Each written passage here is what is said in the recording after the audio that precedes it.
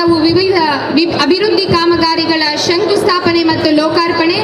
ವೇದಿಕೆಯ ಬಲಭಾಗದಲ್ಲಿರುವ ನಿಮ್ಮ ವೇದಿಕೆಯ ಮೇಲೆ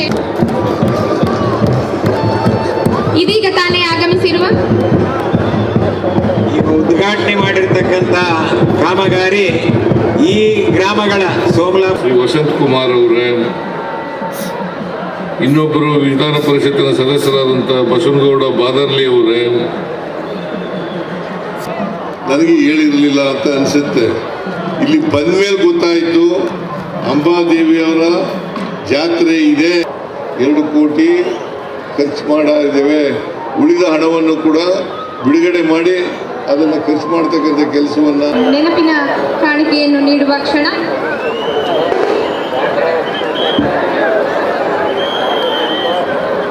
ಭಕ್ತಿ ಶಕ್ತಿ ಪರಂಪರೆಯ ದಿವ್ಯ ಸಂಗಮವಾಗಿರುವ ಕ್ಷೇತ್ರದ ಅಧಿದೇವತೆ ಶ್ರೀ ಬಗಳಾಮುಖಿ ಅಂಬಾದೇವಿ ಜಾತ್ರಾ